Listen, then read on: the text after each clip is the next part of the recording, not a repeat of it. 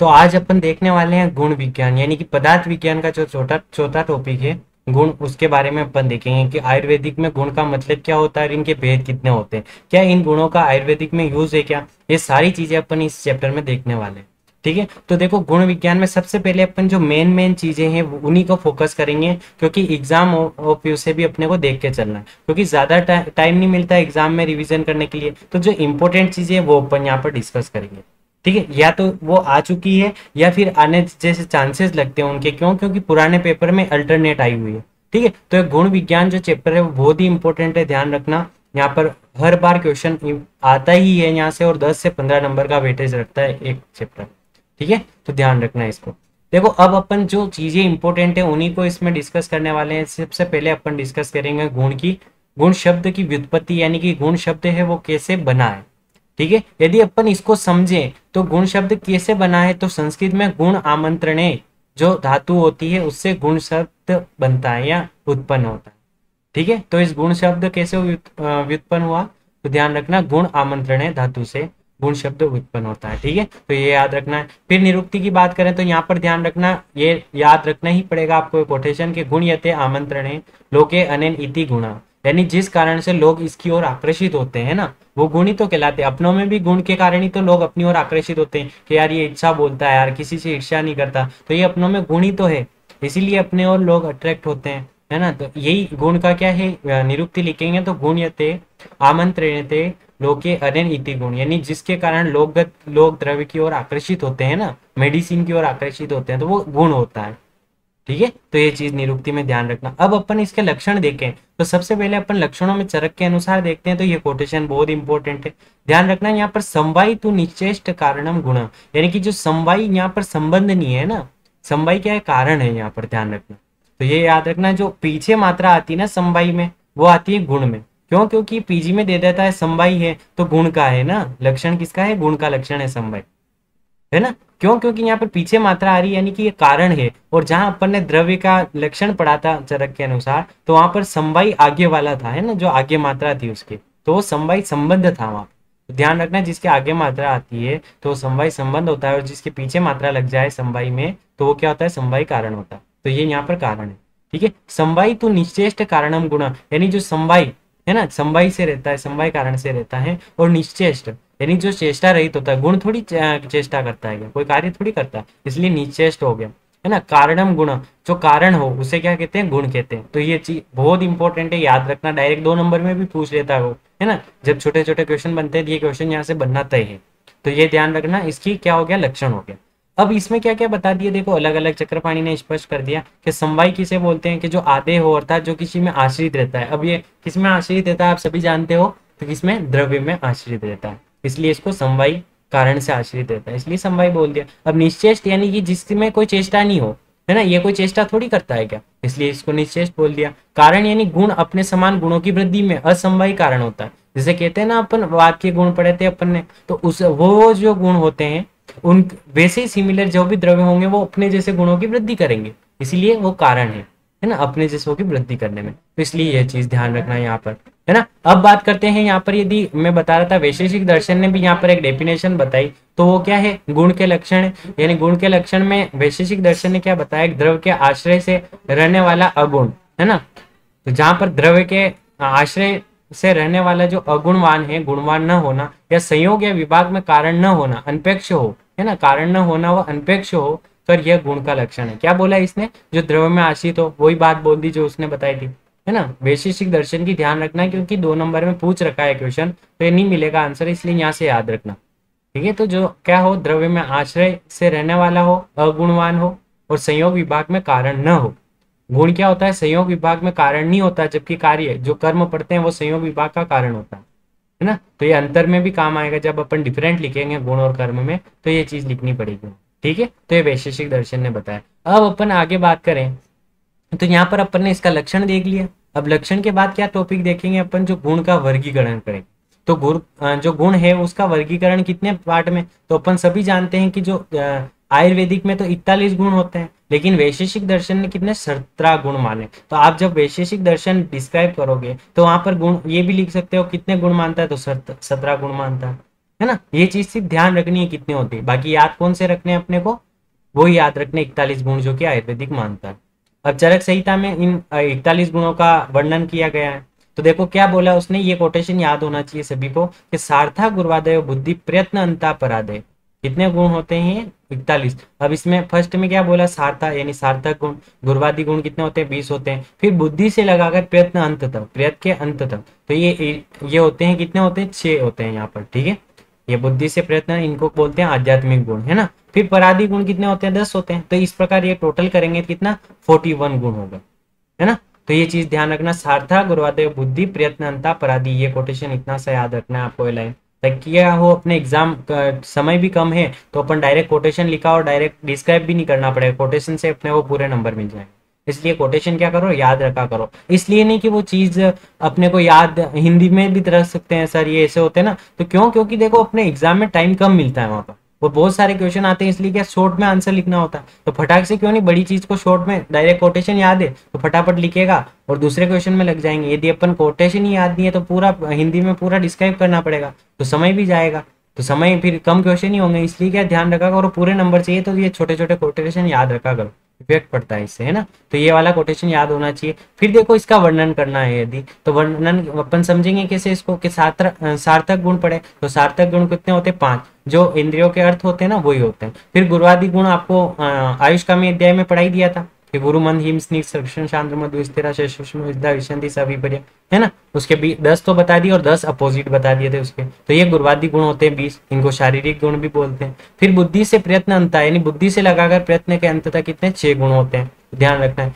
परादि गुण कितने होते हैं 10 होते हैं, है ना। तो ये टोटल करेंगे कितने 41 गुण होते हैं अपने आयुर्वेदा में, तो ध्यान रखना।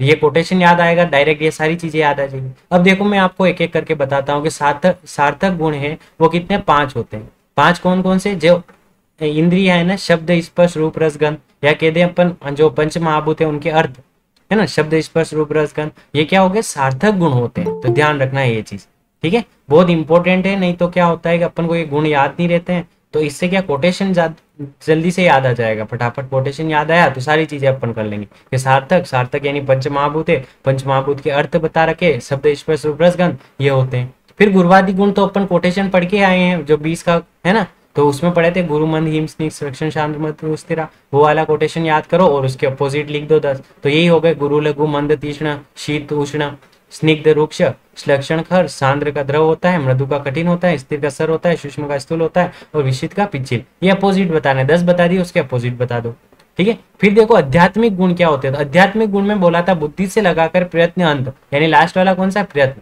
तो बुद्धि से लगाकर जो प्रयत्न अंत तक 6 गुण होते हैं वो आध्यात्मिक गुण कहलाते हैं, ठीक है। इसके बीच में क्या आता है सुख दुख इच्छा द्वेष, है ना, बुद्धि के बीच में क्या आ गया सुख दुख इच्छा द्वेष, ये क्या हो गए 6 हो गए, ठीक है।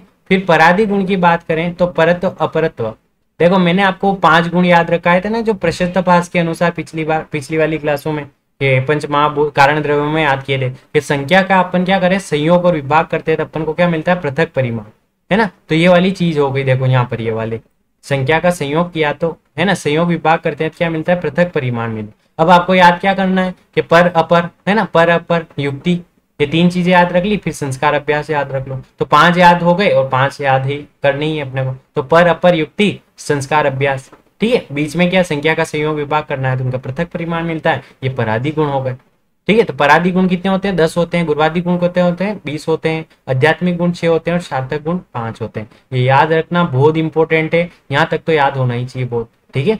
फिर देखो यहाँ पर गुणों का वर्गीकरण इस प्रकार भी कर रखा है चरक ने कि अधिभौतिक गुण बता दिए और आध्यात्मिक गुण बता दिए। आध्यात्मिक में अपन पढ़ के आ गए 6 वाले, ये आध्यात्मिक गुण ही है ना, अपन ने पढ़ा है अभी। तो देखो आध्यात्मिक गुण अपन ने पढ़ लिए, तो ये कौन से हो गए आध्यात्मिक गुण में, वो 6 लिख देंगे। जब अधिभौतिक गुण की बात करते हैं तो अपन सामान्य गुण भी बताते हैं और विशेष गुण भी बताते हैं। क्या बताते हैं, सामान्य गुण भी बताते हैं और विशेष गुण भी बताते हैं। तो सामान्य गुण जो है उसमें क्या 2 भाग पड़ते हैं अपन, गुरुवादि गुण और परादि गुण, ठीक है। गुरुवादि गुण कितने होते हैं 20 होते हैं और परादि गुण कितने होते हैं 10 होते हैं। तो ये सामान्य गुण, इनको कभी क्वेश्चन आ जाए ना सामान्य गुण लिखो तो आपको गुरुवादि गुण भी लिखने और परादि गुण भी लिखने, 5 नंबर में पूछ लेगा तो गुरुवादि गुण का डायरेक्ट वो कोटेशन लिख देना, ठीक है। परादि गुण का डायरेक्ट कोटेशन अभी बताऊंगा वो याद कर लेना, या फिर ऐसे लिख देना 10 के नाम, ठीक है। यानी लिखना तो पड़ेगा ही सही। तो ये इंपॉर्टेंट भी, ये एग्जाम ओपीयू से बहुत इंपॉर्टेंट है, 15 से 20 नंबर के क्वेश्चन यहाँ से देखने को मिलेंगे एग्जाम में, है ना, चाहे 10 नंबर में एक क्वेश्चन आ जाए, फिर छोटे छोटे क्वेश्चन और बना ले। तो गुण का दो भागों में चरक ने डिवाइड किया, अधिभौतिक और आध्यात्मिक। अधिभौतिक में सामान्य गुण और विशेष गुण बता दी। तो विशेष गुण में तो अपन वो पढ़ के आई है कि 5 महाभूत के अर्थ है, वो हो गए। फिर सामान्य गुण कौन से, गुरुवादी गुण को भी बोलते हैं, परादी गुण को भी बोलते हैं। तो ये चीज ध्यान रख लेना, ठीक है। अब अपन क्या करेंगे, यहाँ से एक एक गुण को विस्तार से पढ़ेंगे। यानी सबसे पहले अपन सार्थक गुणों की बात करेंगे, उनको कहते क्या है और उनके सिनोनिम्स क्या है और उनमें क्या क्या विशेषता होती है या उनके लक्षण क्या क्या है, ठीक है। इस प्रकार से अपन पूरा चैप्टर को तो आज जहां तक होगा वहां तक देखेंगे, फिर अपन नेक्स्ट क्लास में कल इसको पूरा कर देंगे, ठीक है। क्योंकि 41 गुणों के लक्षण भी देखने, उनके भेद भी देखने, यानी सभी के नहीं देखेंगे, जैसे कि किन किन के देखेंगे। तो सार्थक गुणों की बात करूं तो सार्थक गुणों को एग्जाम में ऐसे भी क्वेश्चन आ जाए, वैशेषिक गुण लिखो, विशेष गुण लिखो, इंद्रिय गुण लिखो, स्वाभाविक गुण लिखो। यानी ये क्या होगा, इसके पर्याय से भी क्वेश्चन बन जाता है। तो ध्यान रखना, इनके पर्याय थोड़ा बहुत याद रखना। सार्थक गुणों को वैशेषिक गुण भी कहते हैं, विशेष गुण और इंद्रिय गुण भी बोलते हैं, ठीक है।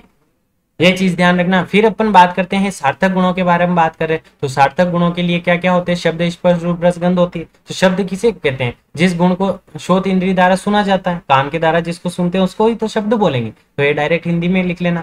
फिर शब्द गुण के केवल क्या होता है, उसमें आकाश महाभूत होता है। कर्ण इंद्रिय में क्या होता है, आकाश महाभूत होता है ना, जानते हैं अपन। तो आकाश महाभूत ही होगा।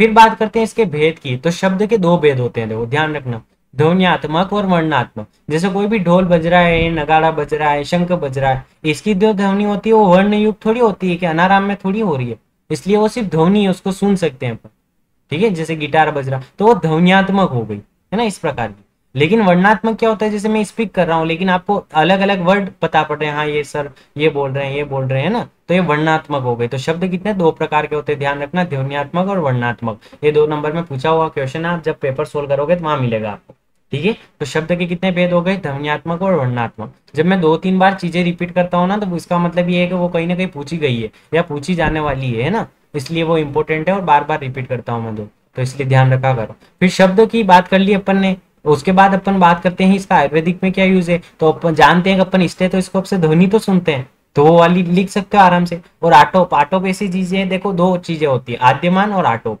आटोप में क्या होता है, पेट में जैसे जो अपनी स्मॉल इंटेस्टाइन है उसमें एकदम कॉन्ट्रेक्शन होता है और उसके कारण क्या होता है, एक वॉइस भी आती है ना पेट में दर्द होने की, तो वो क्या कहलाता है, आटोप कहलाता है। तो उसकी परीक्षा कैसे करोगे आप, शब्द सुन के ही तो करोगे, हाँ यार इसको क्या है, आटोप है। या फिर स्टेथोस्कोप से अपन सुन सकते हैं, तो वो किसमें, चिकित्सा में महत्व लिख सकते हो। इस टाइप से ही लिखना है आपको, सारा कुछ याद करने की नहीं, अपनी युक्ति लगाकर भी अपने को एग्जाम्पल नोट करना, ठीक है। फिर बात करते हैं अपन स्पर्श, सेकंड लक्षण। अपन शब्द के बाद स्पर्श पढ़ते हैं, कौन से गुण पढ़ रहे हैं, सार्थक गुण पढ़ रहे हैं, है ना, वैशेषिक गुण पढ़ रहे हैं। तो सार्थक गुण में कौन सा सेकंड आ गया, स्पर्श। अब स्पर्श कैसे होता है, केवल स्पर्श इंद्रिय द्वारा जो जाना जाता है उसको स्पर्श बोलते हैं, ठीक है। फिर इसके स्पर्श के भेद देखें तो कितना होता है, शीत, या आप ठंडे पानी देख सकते हो, उष्ण पानी देख सकते हो, या ज्यादा ना ठंडा ना ज्यादा गर्म, ठीक है। तो ये 3 टाइप हो गए, शीत उष्ण और अनु उष्ण शीत। यानी शीत है तो उसमें कौन सा महाभूत होगा, ये आप सभी को बताने की जरूरत नहीं, आप बता सकते हो, ठीक है। फिर बात करते हैं अपन इसका चिकित्सक महत्व क्या है। तो देखो आपको पता है ज्वर होता है तो उसमें फीवर में क्या होता है, टेम्परेचर आता है। अब टेम्परेचर को स्पर्श करके तो देखते हैं हाँ भाई फीवर है कि नहीं है। वो अलग बात है कि आप थर्मामीटर का यूज करो, लेकिन पहले कैसे देखा जाता था, एक स्पर्श के द्वारा ही तो देखा जाता था। इसका लिख सकते हो आराम से, है ना, आयुर्वेदिक में मत। अब अपन बात करते हैं रूप। रूप मतलब कोई भी ये है ना देखना, तो वो क्या होगा, केवल चक्षु इंद्रिय द्वारा आप रूप को देख सकते हो, तो केवल चक्षु इंद्रिय से जाना जाता है उसे रूप कहते हैं, ठीक है। इस टाइप से आप डेफिनेशन बना लोगे यार। फिर रूप कितने होते हैं, जो इंद्र के 7 कलर होते हैं ना, इंद्रधनुष के, रेनबो के, उसी टाइप से यहाँ भी बता रखे कि शुक्ल, नील, पीत, रक्त, हरित, कपिश, चित्र। इस टाइप से आप इनके नाम याद रख लेना, हो जाए, नहीं तो डायरेक्ट याद रखना, 7 भेद होते हैं, ठीक है।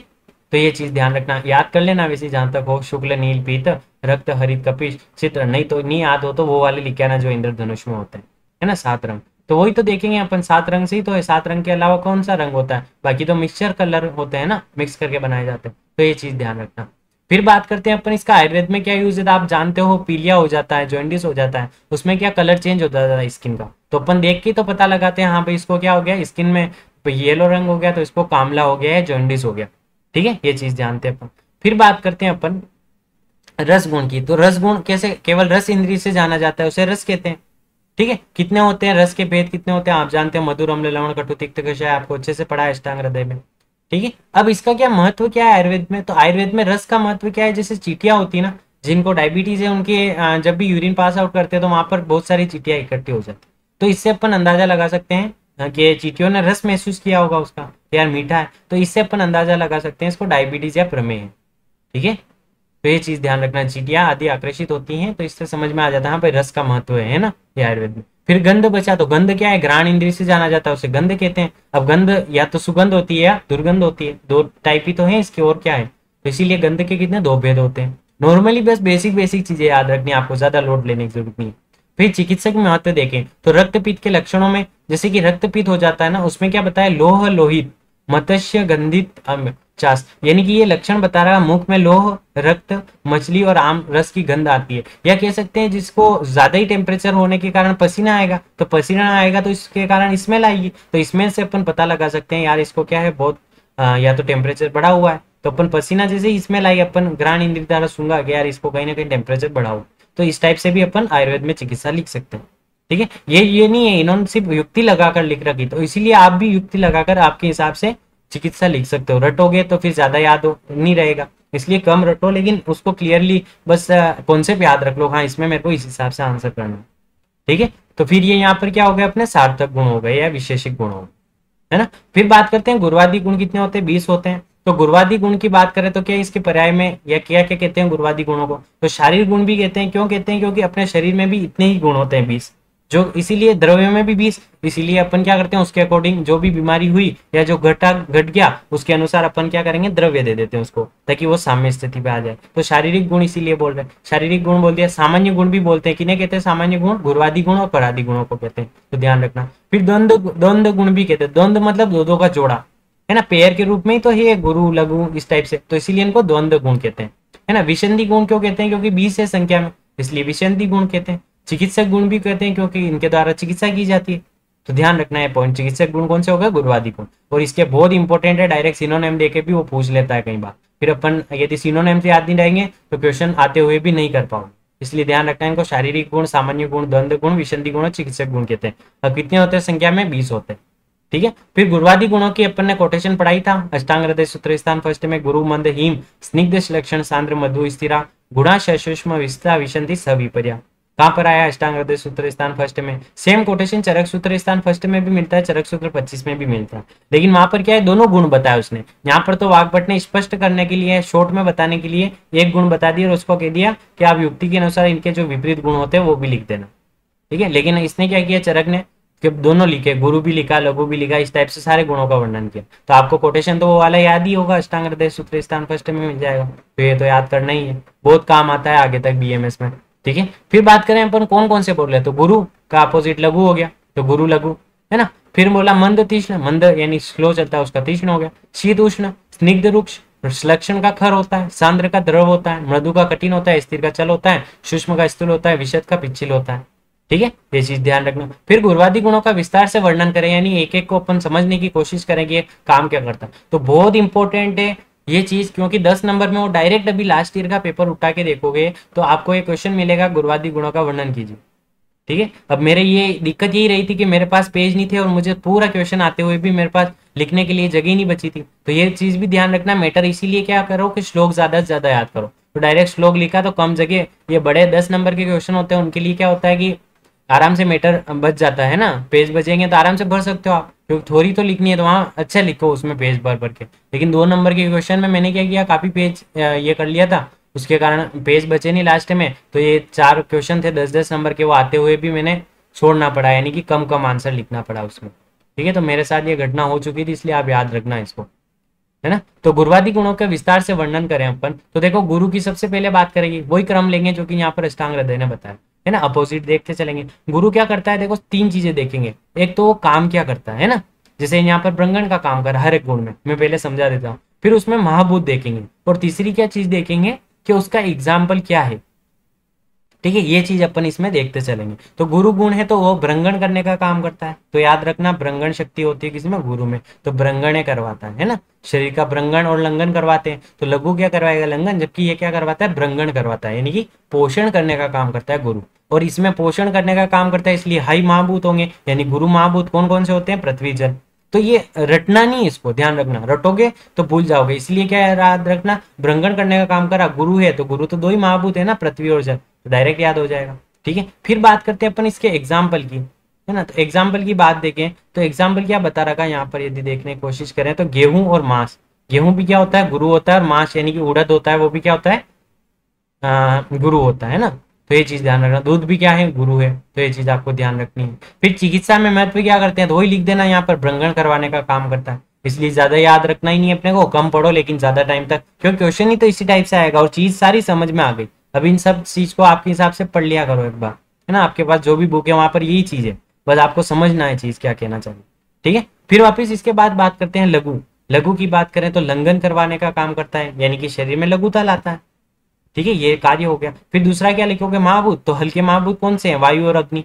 आकाश नहीं ले रहे क्योंकि आकाश इसमें नहीं आता है, अग्नि है हल्की होने के कारण ही तो ऊपर उठती है, और वायु इसीलिए ऊपर उठती है क्यों, क्योंकि हल्की होती है, तो वायु अग्नि लिख देना, ठीक है। इस चीज ऐसे याद रखा करो। फिर ये क्या काम करेगा, वही तो लंघन करवाने का काम करेगा ये शरीर में, तो ये चीज ध्यान रख लेना। फिर मैं बात करूं इसके एग्जाम्पल की, तो चावल और मुदक, है ना, चावल और मुदक क्या होते हैं, हल्के होते हैं।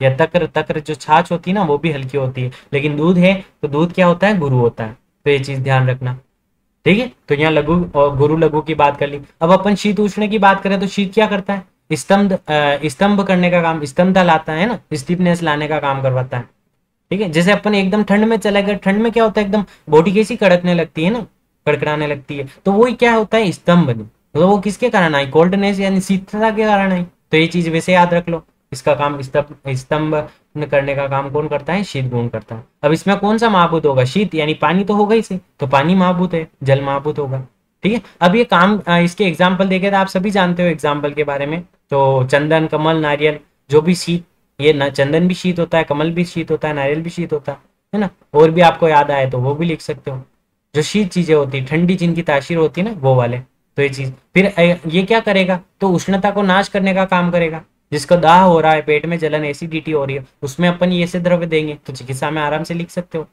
है ना, शीतता का। फिर बात करते हैं उष्णता की, बात करें तो उष्णता में क्या है, स्तंभ स्वेदन करवाने, यानी पसीना लाने का काम कौन करवाता है, उष्ण, क्यों, क्योंकि गर्मी होगी तो टेम्परेचर ज्यादा, टेम्परेचर ज्यादा तो अपने टेम्परेचर कम करने के लिए बॉडी पसीना लाएगी, तो स्वेदन करवाने का काम। अब स्वेदन है तो टेम्परेचर बढ़ाने का कौन सा महाभूत है, तो अग्नि महाभूत ही तो है, अग्नि के कारण अंदर अग्नि लगी तो पसीना आने लगा, तो ये अग्नि महाभूत का काम है, ठीक है। कौन सा महाभूत प्रधान है ये लिख लेना। फिर बात करते हैं इसके एग्जाम्पल के बारे में, तो देखो भल्लातक आयुर्वेदिक में सबसे गर्म होता है, ध्यान रखना, भल्लातक की तासीर बहुत गर्म होती है, इसका बहुत बार शोधन किया जाता है ना, दूध में रखकर शोधन किया जाता है, औषध द्रव्य में रखकर शोधन किया जाता है। और काली मिर्च, मरीच यानी काली मिर्च तो जानती हो, है ना, सर्दी जुकाम में देते हैं अपन काढ़ा बनाकर, तो वो मरीच भी क्या है, उष्ण प्रकृति की, ठीक है। यानी इनका वीर्य कौन सा हो गया, मरीच और भल्लातक और चित्रक, ठीक है। और सुंडी, सौंठ होती है ना, अदरक, वो भी क्या होती है, उष्ण प्रकृति। तो आपके ये नहीं है कि एग्जाम्पल यही रटो, आप ऐसी डेली रूटीन में जो देख रहे हो चीजें वो भी लिख सकते हो, उसका मतलब तो समझ में आई गया। तो और क्या काम करेगा ये, आयुर्वेदिक में क्या महत्व है इसका, तो शीत जन्य व्याधियों में उष्ण द्रव्य देते ही अपन, है ना, दीपन करवाने के लिए भी उष्ण द्रव्य देते हैं, तो ये चीज आयुर्वेदिक में लिख देना। फिर बात करते हैं अपन नेक्स्ट वाले में कौन से हैं, तो देखो भल्लातक ऐसा होता है ना, जब भी आप लैब में जाओ तो कभी देख लेना, सेकंड ईयर की डीजी वाली लैब में जाना तो भल्लातक देख के आना वहां पर, ठीक है। बहुत इंटरेस्टिंग द्रव्य है, तो देखना तो बनता ही है, हाथ में लेते ही क्या हो जाता है, हाथ तक जलने लगता है, मतलब इतना गर्म होता है इसकी तासीर। सुंडी और ये तो जानती हो काली मिर्च, तो ये चीज ध्यान रखना है इसमें। फिर स्निग्धता और रुक्षता की बात करेंगे अपन, तो स्निग्ध क्या है, ये चीजें ऑयलनेस करवा देता है ना अपनी बॉडी के, जैसे अपन ऑयल लगाते हैं उसके बाद स्निग्ध हो जाती है अपनी बॉडी, तो वो तो क्लेद करवाने का काम करता है, तो क्लेदने करवाने का काम कौन करता है, स्निग्ध करता है, तो ये चीज ध्यान रखना, बहुत इंपॉर्टेंट है। अभी याद रख लो कि सेकंड ईयर की जो डीजी द्रव्य गुण सब्जेक्ट की फर्स्ट बुक है आराम से हो जाएगी, क्यों, क्योंकि पदार्थ विज्ञान ही है उसी बुक में, तो इसलिए ध्यान रखना, यहाँ से पढ़ते चलो। तो क्या हो गया, स्निग्ध का क्लेदन करवाने का काम, यानी गीलापन करवाने का काम को स्निग्ध करता है, ठीक है। फिर पृथ्वी और जल महाभूत होंगे, जल महाभूत तो होगा ही सही, अपन को पता आ ही रहा है, हाँ भाई क्लेद गीलापन करवा रहा तो जल महाभूत होगा ही सही, पृथ्वी होगा ही सही क्योंकि क्लेदन करवा रहा है ना कि शीतता, तो पृथ्वी भी ऐड कर देना, है ना। और वहां पर जहां तक याद आए जितने लिखते रहो महाभूत, है ना, वहां एग्जाम हो जितना याद आ जाएगा लिख देना, लेकिन अभी तो कोशिश करो सारा याद हो, तो पृथ्वी जल महाभूत याद होगा। फिर बात करते हैं और इसमें आगे देखें कि क्या देखते हैं अपन, तो क्या करेगा, रुक्षता को खत्म करने का काम करेगा, यानी वातज रोगों में देंगे अपन स्निग्ध चीजें। और क्या एग्जाम्पल है, घी, तेल, वसा, मज्जा, ये सारे स्निग्ध होते हैं, याद रखना, घृतम, तेलम, वसा, मज्जा ये होते हैं। आप महास्नेह में पढ़ोगे, महास्नेह कितने होते हैं, घी, तेल, वसा, मज्जा यही होते हैं, तो महास्नेह की एग्जाम्पल स्निग्ध में लिख सकते हो, ये सब ने देखी हुई है, ऐसे कोई बताने वाली बात है नहीं। फिर देखो यहाँ पर क्या है कि अगला बता रखा रुक्ष, तो रुक्ष में क्या है, शोषण है, शोषण करवाने का काम कौन करता है, रुक्ष करता है। ठीक है, यह शोषण कर देगा तो रुक्षता आ जाती है। जैसे सन क्या कर रहा है, अपनी सारी एनर्जी वो खींचता है गर्मी के दिन में, तो अपनी शरीर क्या होती है, बॉडी में एकदम रुक्षता आ जाती है। तो इसीलिए शोषण है रुक्षम, तो कार्य क्या हो गया, शोषण करने का काम कौन करता है, रुक्षत करता है। कौन सा महाभूत होगा, अग्नि महाभूत हो गई सही, लेकिन वायु महाभूत भी होता है। क्यों, क्योंकि अग्नि के कारण क्या होता है, वायु भी क्या हो जाती है, रुक्ष हो जाती है। अपन ने पढ़ा था ऋतुचर्या वाले में, है ना, उसमें। तो अग्नि और वायु महाभूत होते हैं इसमें। अब बात करते हैं अपन इसके स्निग्धता को नष्ट करने का काम करेगा, यानी कपच रोगों में अपन दे सकते हैं। एग्जाम्पल क्या है इसके, बाजरा, गोमूत्र, यानी कि जो भी मूत्र पढ़े थे ना अपन ने वहां पर अष्टांग हृदय में, तो वो सारे कौन से थे, वो सारे कौन से थे, तो यहाँ पर रुक्ष प्रकृति वाले होते हैं। मधु, मधु भी रुक्षता लाता है। आसव है, अरिष्ट है, आसव अरिष्ट होते हैं ना, जो कि किण्वन करके बनाए जाते हैं आयुर्वेदिक में, तो वो चीजें भी क्या होती है, रुक्ष के एग्जाम्पल में लिख सकते हो। ठीक है, तो ये चीज ध्यान रखना। बाजरा ये तो सबने देखा ही होगा, इसमें कुछ बताने वाली। फिर मंद, मंद और तीक्ष्ण की बात करें अपन, तो मंद की बात करें तो शमन, शमन करवाने का काम कौन करता है, मंद, यानी धीरे करवाने का काम कौन कर रहा है, मंद करवा, तो इसीलिए समने मंद, मंद क्या हो गया, समन करवाने का। ठीक है, ये चीज ध्यान रखना। तो समन यानी कि धीरे धीरे, जैसे फास्ट कौन चलेगा, हवा चलेगी, अग्नि चलेगी फास्ट, लेकिन धीरे कौन चलेगी, पृथ्वी और जल, यानी कि ये भारी होते हैं इसलिए धीरे धीरे मूव करेंगे। तो जो जिसमें ये महाभूत होंगे गुरु, तो वो धीरे धीरे मूव करेगा, इसलिए ध्यान रखना पृथ्वी और जल महाभूत क्यों क्या करवाएंगे, मंद करवाएंगे। ध्यान रखना, ऐसी चीजों को याद रखा करो। ठीक है, फिर बात करते हैं अपन इसमें कि इसके एग्जाम्पल क्या है, तो गुरुची, अई पेन वस्तनाभ, है ना, तो गुरुची याद रख लेना। फिर बात करते हैं इसमें क्या लिखोगे, तो मंदता को नष्ट करने का काम को, ये मंद गुण धातु की वृद्धि करवाते, क्यों, क्योंकि धीरे धीरे जो द्रव्य पूर्ति करेगा, तो धीरे कोई चीज रुक गई तो वहां पर वृद्धि होगी, तो इसीलिए मंद गुण रोक देता है, तो जिसके कारण धातुओं की क्या होती है, वृद्धि हो जाती है। अब अतिसार, जिसको डायरिया हो रखा, उसको तो रोकना ही पड़ेगा, तो उसमें भी आप क्या दे सकते हो, मंद युक्त द्रव्य दे सकते हो। ठीक है, तो ये चीज ध्यान रखना। फिर बात करते हैं अपन इसके मंद गुण के विपरीत वाले की, तो मंद क्या ऑपोजिट क्या होता है, तीक्ष्ण होता है। गुरुची तो सबने देखी होगी, टिनोस्पेरा कॉर्डिफोलिया बोलते हैं, इसका साइंटिफिक नेम भी याद होना चाहिए आपको, है ना, क्योंकि फर्स्ट ईयर में एटलीस्ट एक तो याद करो गुरुची। फिर बात करते हैं तीक्ष्णता की, बात करें तो शोधने, शोधन करवाने का काम करता है तीक्ष्ण। क्यों, क्योंकि आपको पता है कि जो नदी फास्ट बहती है वो क्या करती है, साफ रहती है, तो इसीलिए ध्यान रखना, तीक्ष्ण मतलब बहुत फास्ट है ना, तो फास्ट है तो वो क्या करेगा, शोधन करवाने का काम करता है। तो शोधन है तीक्ष्ण, तीक्ष्ण क्या करता है, शोधन करवाने का काम, शुद्ध करवाने का काम करता है। तो कौन करेगा, तो अग्नि महाभूत जिसमें होगा वही तो करेगा। तो देखो अपन जानते हैं कि अशुद्धता जितनी भी होती है तो अपन क्या करते हैं, जैसे लोहा भी अशुद्ध होता है, तो लोहार क्या करता है, उसको अग्नि में क्या करता है, पूरा पाक करवाता है उसका। या कोई भी द्रव्य हुए जो कि बहुत सारे उष्ण प्रकृति वाले होते हैं, जिनका शोधन करना होता है, उनको भी क्या करते हैं अपन, कि अग्नि में ही सहयोग करवाते हैं उनका, है ना, अग्निपाक देते हैं उनको। तो ध्यान रखना है, अग्निपाक करवाने से क्या हो जाता है, शोधन हो जाता है ना। तो अग्नि महाभूत की प्रधानता में शोधन हो गया, और जो तीक्ष्ण मतलब हाईली इफेक्टिव है, फटाफट इफेक्ट शो करते हैं, तो तीक्ष्ण हो गया। ठीक है, तो तीक्ष्ण गुण हो गया, उसका कार्य क्या है, शोधन करवाना, अग्नि महाभूत हो गया उसमें। फिर बात करते हैं देखो इसके एग्जाम्पल की, तो जो तीक्ष्ण है उसमें क्या आते हैं, कि मरीच हो गई, लहसुन हो गया, है ना, पिपली हो गई। तो मरीच अपन ने उष्ण द्रव्य में पढ़ लिया, और जो उष्ण है वो अग्नि महाभूत है, तो अग्नि महाभूत है इसलिए क्या होगा, और पिपली भी अग्नि महाभूत है उसमें, तो इसलिए तीक्ष्ण भी होती है। तो ध्यान रखना, जो उष्ण वाले आपने याद किए वो यहाँ पर लिख दो। ठीक है, तो आराम से एग्जाम्पल ज्यादा याद नहीं रखना। अब क्या करेगा, ये आयुर्वेदिक में लिख ही सकते हो आप, अग्निवर्धक करवाएगा, है ना, जिसके अग्नि मंद है उसको अग्नि बढ़ाने का काम करेगा तीक्ष्ण। ठीक है, अब स्थिर, स्थिर और दो देखेंगे अपन, है ना, यहाँ पर स्थिर देखने जा रहे हैं। स्थिर क्या होता है, जो चीजें स्थिर हो जाती है वो धारण करवाती है, तो धारणे स्थिर, यानी कि जैसे मैंने कहा ना, धीरे जो चीज चल रही स्थिर हो गई, रुकी हुई है, तो वहां पर क्या, जैसे रुका हुआ पानी है ना, जैसे कहीं कहीं अपन एनीगेट बना देते हैं ना, जैसे कि पानी को रोकने के लिए अपन वहां बांध वगैरह बना देते हैं, तो वहां पर क्या होता है, धारण करता है, बांध क्या करता है, धारण करता है। क्यों, क्योंकि वो स्थिर हो गया पानी वहां, तो धारणे स्थिर, यानी कि जो स्थिर हो गया वो क्या करवाता है, धारण करवाता है। ठीक है, ये चीज ऐसे याद रखना। क्या हो गया, तो कौन सा महाभूत अधिकता होगी, तो पृथ्वी महाभूत अधिकता होगी, है ना। स्थिर में क्या है, पृथ्वी है, यानी जो बहुत ज्यादा गुरु है, गुरु कौन है, पृथ्वी है, तो पृथ्वी गुरु है, इसीलिए क्या हो गई, स्थिर है। पृथ्वी स्थिर ही तो है, जल है वो मूव करता रहता है, तो इसलिए ध्यान रखना, स्थिर में कौन सा महाभूत आ गया, पृथ्वी महाभूत आ गया। ठीक है, स्थिर के बाद क्या देखते हैं अपन इसमें, तो इसकी चिकित्सा महत्व हम देखते हैं। तो जिनको बहुत ज्यादा कॉन्स्टिपेशन होता है तो उनको अपन ऐसे द्रव्य दे देंगे ताकि आराम से मोशन हो जाए उनके। ठीक है, तो क्या देंगे उसको, केला खिला दो, जाति फल खिला दो, खदीर खिला दो, है ना, जाति फल ऐसा दिखने में होता, तो आपके हिसाब से भी और भी एग्जाम्पल नोट कर सकते हो। फिर बात करते हैं सर, सर यानी कि जो चल होता है ना, चलता रहता है, जिससे पानी चलता है, वैसे क्या होता है सर। फिर ये क्या करवाता है, प्रेरण है, प्रेरण करवाने का काम करता है। देखो सर को यहाँ पर चल बोलते हैं, वहाँ ध्यान रखना, तो सर मतलब चल एक ही बात है, तो प्रेरण करवाने का काम कौन करता है, सर करवाता है। यानी एक्साइटेड हो गया ना, प्रेरणा प्रेरणा दे दी, जैसे मोटिवेशन मिल गया उसको चलने के लिए, तो वो प्रेरण बोलते हैं ना। तो ये चीज ध्यान रखना, जिस गुण के कारण प्रेरण कर्म होता है ना।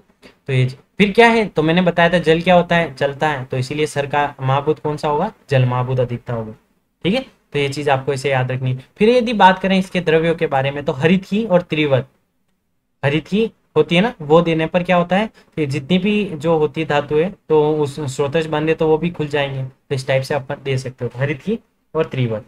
ठीक है, अब देखो सर गुणात्मक वात अनुलोमन करवाता है, यानी वात यदि अनुलोमन यानी कॉन्स्टिपेशन हो रहा है, तो आपको अनुलोमन करवाना है, यानी वात को जिस मार्ग से निकलना होता है उस मार्ग से निकालना है, तो आप क्या देखते हो, त्रिफला दे देते हो, तो त्रिफला में क्या आ गया, आंवला आ गया, है ना।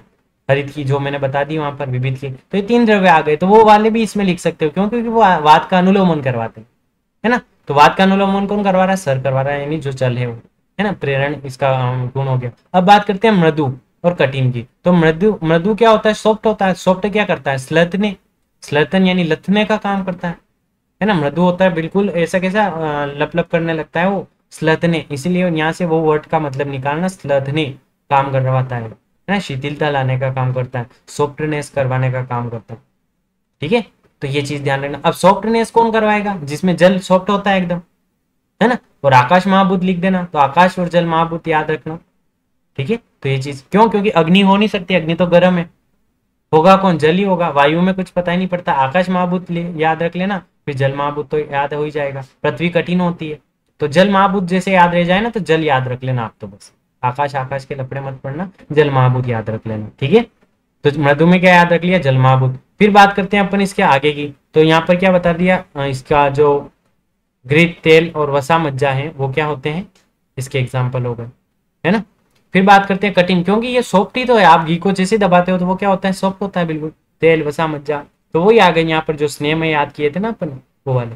फिर बात करते हैं महास्नेह है, वहाँ ध्यान रखना। फिर कठिन की बात करें तो कठिन क्या करवाता है, दृढ़ीकरण करना, यानी मसल्स बनाने का काम कौन करता है, कठिन करता है। यानी मसल किसी टाइट हो जाती है ना, जो जिम पे जाते हैं प्रोटीन शेक लेते हैं, तो उनकी क्या हो जाती है, दृढ़ीकरण। तो ये चीज ध्यान रखना, कठिन करो। कौन महाभूत होगा, पृथ्वी होती है सॉलिड, तो इसलिए पृथ्वी महाभूत लिख दिया, है ना, तो ऐसे याद रखना। फिर बात करते हैं अपन इसकी चिकित्सा महत्व क्या है, तो मांस वृद्धि करवाने का काम, मसल बनाने का काम ये करता है।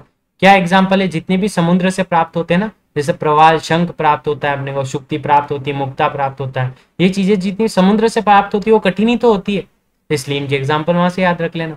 फिर विशद, विशद की बात करें तो विशद क्या करता है, शालने करवाने का, शलन करवाना, जिस गुण के कारण शरीर में निर्मलता आती है, स्वच्छता आती है, तो वो क्या हो गया, विशद गुण करवाता है। कौन से महाभूत होंगे, तो वहां पर याद रख लेना, पृथ्वी वायु अग्नि महाभूत की प्रधानता होती है यहाँ, है ना, इस हिसाब से याद रख लेना। तो धातु में स्नेह द्रव करवाने का, बस आपको ये याद रखना है, बाकी तो आप खुद के हिसाब से भी चिकित्सा महत्व तो खुद से बना बना के लिख लेना। फिर एग्जाम्पल क्या हो गए, तो मुदक हो गया, मध्य हो गया, निम्ब हो गया, तक्रपिंड हो गए, है ना। मुदक तो वो चीज आप लिख लेना, इसमें मध्य यानी कि जो वाइन है वो, है ना। पिच्छिल, पिच्छिल क्या होता है, जो स्लिम यानी लेपन करवाने का काम कौन करता है, पिच्छिल करवाता है, इसीलिए लेपने पिच्छिल कहा है ना। तो ये हेमाद्री के गुण भी और अष्टांग हृदय ने भी बता रखे हैं, टीकाकार है ना हेमाद्री, हेमाद्री ने अष्टांग हृदय पे टीका लिखी है, तो उसने इसमें सारे गुण बता रखे चैप्टर नंबर 1 में। ठीक है, लेकिन अपने जो अष्टांग हृदय अपन पढ़ते हैं तो वहां तो मिलते नहीं ऐसे, क्यों नहीं मिलते, क्योंकि ये तो टीका थोड़ी है, क्या ओरिजिनल बुक है, तो इसलिए टीकाकार में जरूर मिलेंगे जब आप हेमाद्री की टीका पढ़ोगे। तो पिछिल में क्या हो गया, जो लेपन करवाने का काम कौन करती है, पिछिल। जल महाभूत की प्रधानता होती है इसमें, तो ध्यान रखना, जल महाभूत की प्रधानता हो गई, है ना, क्यों, क्योंकि पिछिल है, तो समझ में आ ही रहा है कि हाँ भाई जल महाभूत तो होगा ही सही। ठीक है, फिर काश्र की अवस्था में धातु वर्धता पिछिल द्रव्यों का प्रयोग करते हैं, तो ध्यान रखना, जो पतले हैं उनके लिए अपन क्या करेंगे, पिछिल द्रव्यों का यूज करेंगे, है ना। अब इसब गोल होता है, वो भी तो क्या होता है, पिछिल होता है। आप कांच में भरोगे इसब गोल को, तो इधर से उधर पारदर्शी थोड़ी होता है क्या, तो इसलिए जो पारदर्शी नहीं है वो पिछिल है। और गुगलू, गुगलू हो गया, मुसली हो गई, तो ये चीजें क्या है, इनका गोल बनाते हैं ना, तो ये दिखता नहीं इधर से उधर, इसीलिए ये पिछिल होती है। और जो विशद मतलब क्लीन है, इधर से उधर देख लेते हैं अपन, तो लेकिन पिछिल लेवल लेपन करवाने का काम करते हैं। अब देख तो श्लक्षण, श्लक्षण क्या करता है, रोपण करवाने का काम क्या करता है, जिस कारण के कारण क्या होता है, शरीर में रोपण करवाता है। ठीक है, तो रोपण करवाने का काम करते हैं। अब इसमें रोपण करवाने लिख लेना, पृथ्वी महाभूत है इसमें प्रधान। ठीक है, ये चीज ध्यान रखना। फिर बात करते हैं अब इनका क्या है कि वर्ण रोपण संरक्षण द्रव्यों का प्रयोग करते हैं, या अस्थि टूट जाती है तो उसमें भी अपन इनका यूज करते हैं, है ना। मुक्ता यानी कि जो समुद्र से प्राप्त हुआ वो क्या होता है, मुक्ता, इसका एग्जाम्पल हो गया संरक्षण का। फिर संरक्षण का उल्टा क्या होता है, खर, रफनेस। रफनेस में क्या लिखेंगे कि लेखन खर, लेखन करवाने का काम करता है, ठीक है। जो बनावट है ना वो खर करवाता है, यानी कि जो शेप मसल शेप में आ जाती ना वो लेखन होता है, तो लेखन करवाने का उनका काम करता है, खर करवाता है। जिस प्रकार से रफनेस आती है ना, एकदम घिस घिस के पूरी चीजें क्या हो जाती है, एक आकार ले लेता है। मूर्ति को घिसते हैं तो एक आकार में आ जाती है, उसी तरह ध्यान रखना लेखन करवाने का काम भी कौन कर रहा है, खर कर रहा है। पृथ्वी और वायु महाभूत होगा, है ना, ध्यान रखना पृथ्वी महाभूत। और बात करते हैं अपन इसके एग्जाम्पल की, तो कमल दंड हो गया, यह यानी कि जो होता है वो, तो जो हो गया वो क्या हो गया, खर हो गया। फिर बात करते हैं सूक्ष्म और स्थूल की, तो सूक्ष्म यानी छोटा, माइक्रो लेवल पे, तो विवरण क्या हो गया, सूक्ष्म हो गया। जो माइक्रो है वो स्रोतशों में चला जाएगा और स्रोतशों को क्या करेगा, खोल देगा, तो यहाँ पर विवरण करने का काम करता है, यानी स्रोतश है उनको विस्तृत करने का काम करता है। अब कौन करेगा, अग्नि और वायु, आकाश महाभूत जिसमें अधिक है वो, ठीक है। तो ये चीज ध्यान रखना, एग्जाम्पल आप लिख ही सकते हो। फिर क्या है, मध्य पादन, जो लवण है वो क्या होते हैं, सूक्ष्म होते हैं। माइक्रो है ना, लवण खुद ही माइक्रो है, छोटा सा है, ठीक है। और गुगलो है वो भी क्या करता है, श्रोतशों को खोलने का काम करता है। फिर स्थूल, स्थूल की बात करें तो सवर्ण स्थूल, है ना, सवर्ण करने का, श्रोतशों को संकुचन करने का, कॉन्ट्रेक्शन करवाने का काम करता है, स्थूल करता है। मोटा, मोटा जैसे जाएगा तो श्रोतशों को कॉन्ट्रेक्शन करवा देगा, सवर्ण करवाने का काम करता है, ठीक है। पृथ्वी महाभूत अधिकता होती है इसमें, ठीक है। तो ये चीज याद रखनी, श्रीखंड हो गया, उड़द इसके एग्जाम्पल हो गए, तो इस तरह से याद रखना पड़ेगा। माश हो गया इसका एग्जाम्पल, दूध हो गया। फिर सांद्र और द्रव की बात करें तो सांद्र क्या करता है, प्रसादन करने का काम करता है। तो ये तीन चीजें ही बता रहा हूँ हर एक में। पहले तो काम क्या करता है ना, प्रसादन है सांद्र, सांद्र क्या करता है, प्रसादन, यानी कि प्रसादन करने का, शरीर का प्रसादन करने का काम सांद्र करता है। पृथ्वी महाभूत की अधिकता होगी इसमें, ये याद हो ही जाएगा, है ना। अब अपन देखते हैं इसके एग्जाम्पल, कृष व्यक्ति में देते हैं तो ध्यान दे। फिर बात करेंगे, देखो ये चिकित्सीय महत्व पे इतना ये नहीं कर रहा हूं मैं, क्योंकि यहाँ आप लिख सकते हो इनको, जैसे ही आप पढ़ोगे यार ये शरीर में ऐसे ऐसे काम कर सकता है, तो वैसे आराम से हो जाएगा। लेकिन उदाहरण तो याद रखने ही पड़ेंगे, मलाई, दही, मक्खन, है ना, सांद्र होती है। फिर द्रव की बात करें तो जो फ्लूटी, जो द्रव होता है ना एकदम लिक्विड फॉर्म में वो, लेकिन सांद्र क्या होता है, थोड़ा सॉलिडिटी भी होती है उसमें, तो वो चीज हो गई। लेकिन द्रव की बात करें तो विलोडन, यानी घुमाने का काम करता है, फैलाने का काम करता है, जैसे अपन कुछ मिलाते हैं ना उसमें विलोडन करते हैं, तो वो चीज जानते हो द्रव में होती है। कोई भी लिक्विड होगा उसी में अपन कोई मिला सकते हैं ना, तो वो विलोडन करने का काम होगा, ठीक है। तो ये चीज जल महाभूत होगा, अपन जान ही रहे द्रव है तो जल महाभूत होगा, इसे समझ में आ गया। फिर बात करते हैं जल और दूध, दही, इशु, रस, जितने भी रस हैं, दही है, जल है, वो चीज इसमें आ जाएगी, ठीक है। तो यहाँ तक अपन आज पढ़ेंगे, फिर कल वाले लेक्चर में इससे आगे जो है ना आध्यात्मिक गुण है वो अपन देखेंगे, ठीक है। तो